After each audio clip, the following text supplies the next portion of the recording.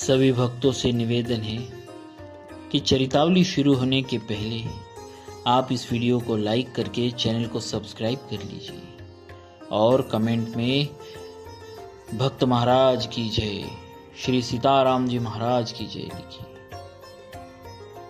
श्री नरहरियानंद जी। एक बार वर्षा की झड़ी लग जाने से, घर में ईंधन के लिए सूखी लकड़ी न होने से, श्री ठाकुर जी के लिए भोग बनने एवं संत सेवा में बाधा देखकर श्री नरहरियानंद जी ने समीप के श्री दुर्गा जी के मंदिर को ही उजाड़ना शुरू किया।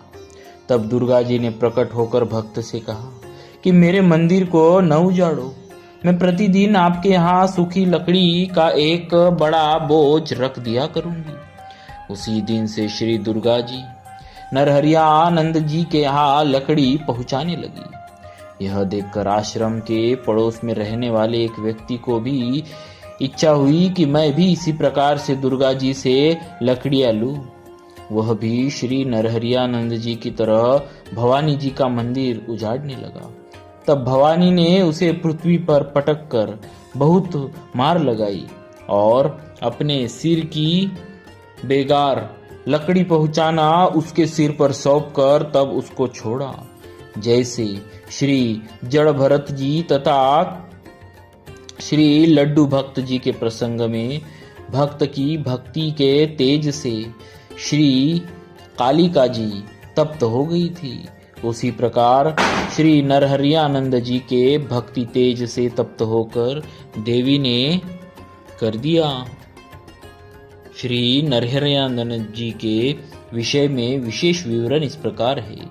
स्वामी श्री नरहरियानंद जी महाराज श्री रामानंदाचार्य जी महाराज के शिष्य और गोस्वामी श्री तुलसीदास जी के गुरु थे। आपका जन्म वैशाख कृष्ण तृतीया संवत 1491 विक्रमी को वृंदावन के समीप एक ग्राम में हुआ था।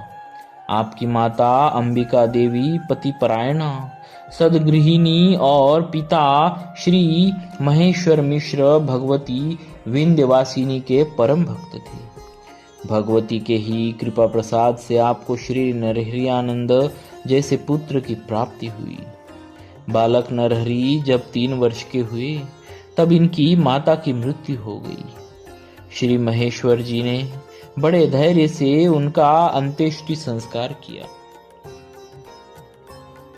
यथा समय आपका यज्ञोपवीत संस्कार हुआ और भगवती विंध्यवासिनी के आदेश से ही महेश्वर जी ने बालक नरहरि को अन्य विद्यार्थियों के साथ श्री रामानंदाचार्य जी के पास काशी भेज दिया और स्वयं तप करने बद्रिकाश्रम चले गए। काशी पहुंचकर नरहरि ने पहले स्वामी जी के प्रधान शिष्य श्री अनंतानंद जी का दर्शन किया और दीक्षा के लिए प्रार्थना की। उसी समय श्री स्वामी जी ने अपना दिव्य शंख बजाया, जिसे सुनते ही नरहरि की समाधि लग गई। जब पुनः चैतन्य हुए तो स्वामी जी के चरणों में प्रणिपात किया। श्री स्वामी जी ने अनंतानंद जी से कहा कि बालक की दिव्य दीक्षा हो चुकी है, अब इसे पंच संस्कारों से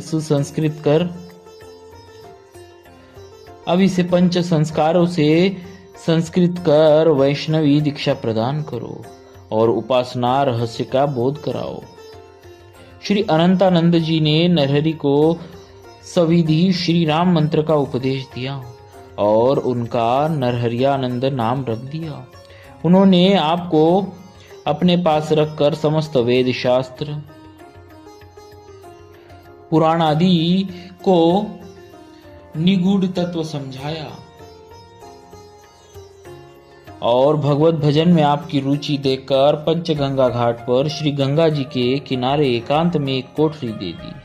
श्री गुरुदेव भगवान से आपको कृपा प्रसाद रूप में एक शालिग्राम शिला प्राप्त हुई थी, जिसे आप विजय राघव भगवान कहते थे और उसकी सेवा पूजा करते थे। श्री नरहरियानंद जी महाराज भगवत भक्ति का प्रचार प्रसार करने के लिए तीर्थाटन करते रहते थे। आपने चित्रकूट, श्री जगन्नाथपुरी उड़ीसा, गढ़खला, राजस्थान, प्रयाग आदि अनेक स्थानों पर चतुर्मास्य व्रत किए और भगवत भक्ति का प्रचार किया। एक बार आप तीर्थराज प्रयाग में आलोपी बाग स्थित श्री आलोपी देवी मंदिर में चतुर्मास्य व्रत कर रहे थे। वहां आप भक्तों के अनुरोध पर श्रीमद् वाल्मीकि रामायण और श्रीमद् भागवत की कथा कहते और भगवान श्री राम एवं श्री कृष्ण का गुणगान करते। उनकी सात्विक भक्ति से प्रभावित होकर स्वयं भगवती आलोपी देवी भी सात्विक भावापन्न हो गई और उन्होंने गांव के मुखिया को स्वप्न में आदेश दिया कि अब मैं वैष्णवी हो गई हूँ, अतः अब मेरे स्थान पर पशु बलि नहीं दी जाएगी। यदि कोई मेरे कथन के विरुद्ध मद्यमांस से मुझे संतुष्ट करना चाहेगा तो उसका सर्वनाश हो जाएगा। तब से वहां सात्विक पूजा होती है। श्री नरहरियानंद जी की मुख्य साधना स्थली चित्रकूट रही।